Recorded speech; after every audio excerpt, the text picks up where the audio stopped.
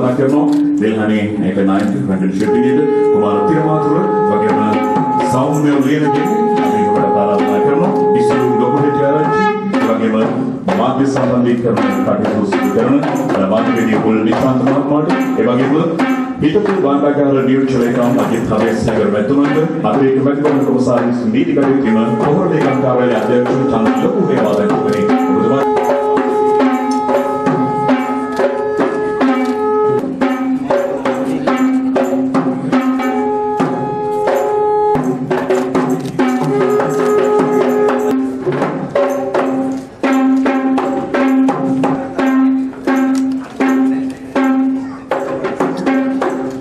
හිතන්නේ කලාව කියන්නේ විනෝදාස්වාදය විතරක් කියලා. අපේ ජීවිතේ දිහා ආපස්සට හැරිලා බලද්දී ඒ හැරිලා බලපුවම අපිට පහුගිය හැරගිය අපි අපේ ගමනේ අපිට ලැබිච්ච අත්දැකීම් තමයි මේ විදිහට සිනමාපට එහෙම නැත්නම් ටෙලිනාට්‍ය එහෙම නැත්නම් අපි හිතමු ගීතයක් එහෙම නැත්නම් චිත්‍රයක් තුලින් අපි එළි දකින්නේ. ඉතින් ඒ වගේ බොහොම අපූර්ව මෑතකදී මා දැකපු ඉතාම ලස්සන තිර පිටපතක් තමයි මගේ ළඟට අරගෙන ආවේ තරිඳු ජයකොඩි මුලින්ම. ඉතින් මේ අරගෙන ඇවිල්ලා ඒ තිර පිටපතේ තිබුණු අපූර්වත්වය අපි මගේ වචනෙන් කිව්වොත් අර පට්ට ස්ක්‍රිප්ට් එකක්. ඉතින් මේක මට හිතුණා අනිවාර්යෙන් අපේ ගරු සභාපති ආචාර්ය මාලන් ෆ්‍රැන්සිස් පීටර්සේ මැතිතුමා ළඟට අරගෙන යන්න. එතුමා බොහොම කලාකාමී හදවතක් තියෙන කලාකාමී අදහස් තියෙන ලංකාවේ ඉන්න පිරිසිදු ව්‍යවසායකයෙක්.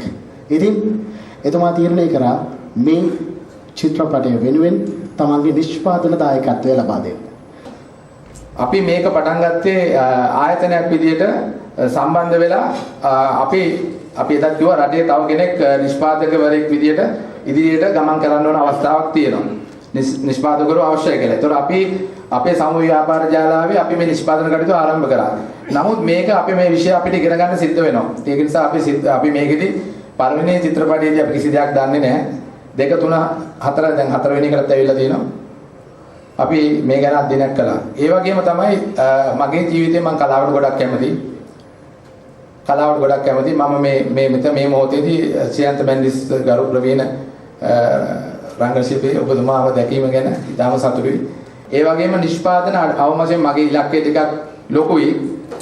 මම ඉලක්කය දෙන්නේ මගේ කණ්ඩායමට චිත්‍රපටි 10ක් නිෂ්පාදනය කරන්න ඕනේ කියලා තමයි මේ වසර තුනදී මේගොල්ලන්ට මම කිව්වේ. චිත්‍රපටි 10ක් නිෂ්පාදනය කරන්න ඕනේ. මොකද ලාභ ලැබීමේ අරමුණ කෙසේ වෙතත් මේක ගමන් කරන්න ඕනේ.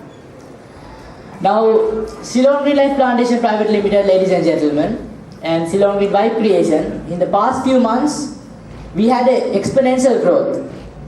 And I'm proud to say that. Ceylon Green Vibe Creation recently had a preview of a newly upcoming movie. And I'd like to say that Ceylon Green Vibe Creation is reaching her peak. And one thing that altered in my mind recently, ladies and gentlemen, is quite similar to the hall we are sitting in, quite similar to the venue we are in.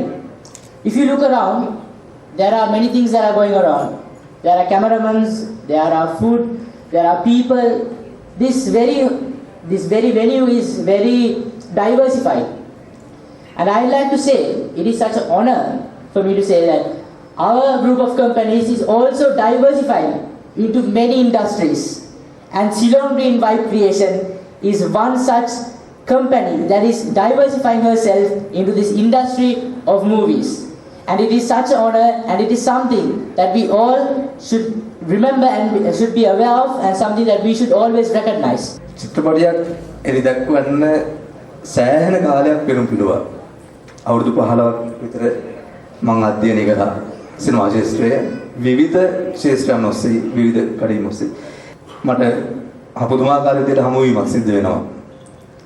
ඔහු හරහා තමා vibration ආයතනය මට මුණ ගැහෙන්නේ.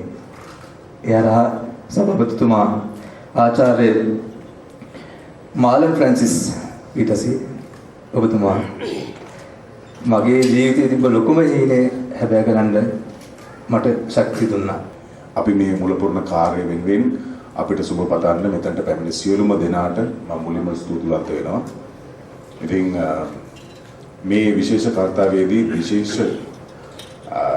චරිතය අපේ නිෂ්පාදකවරයා ආචාර්ය Malan Francis පීටර්සේ මහතා එතුමාට ස්තුතිවන්ත වෙනවා මුලින්ම මේ ශාස්ත්‍රය වෙනුවෙන් ඔහුගේ මේ ශාස්ත්‍රීය දියුණුව වෙනුවෙන් ඔහුගේ මේ තබන පියවර සම්බන්ධයෙන් මම මෙතනට ආවට පස්සේ තමයි හරියටම දැනගත්තේ ඔහු මේ තමයි ඔහුගේ දෙවන චිත්‍රපටය කියන එක තුන්වන චිත්‍රපටය කියන එක. ඒක නිසා ඔහුට අලුත් නිෂ්පාදකවරයෙක් කියලා දැන් හඳුන්වන්න බෑ. දැන් රාග කියලා කියපුවාම අපිට දැනෙනවා අපිට උගන්වලා තියෙන දේවල් හැටියට ටික අපිරිසිදු දෙයක්. රාගයෙන් මිදෙන්න කියලානේ අපිට කියන්නේ. රාගයෙන් තොර ප්‍රේමයක් ගැන කතා කරනවානේ. එහෙම එකක් තියෙනවද කියලා මම නම් දන්නේ නැහැ. මම නම් රාගයෙන් තොර ප්‍රේමයකට වැඩිය රාගයෙන් පිරි ප්‍රේමයකට තමයි කැමති. මොකද රාගය තමයි අපි ජීවත් කරන්නේ ලෝකේ පවත්වාගෙන යන්නේ කියලා මම හිතන්නේ. දැන් සමහර වෙලාවට අපේ ආචාර්ය මාලන් ෆ්‍රැන්සිස් මැතිතුමාවත් දන්නේ නැතුව ඇති ඔබතුමා ලෝක වාර්තාවක් අභියස සිටිනවා.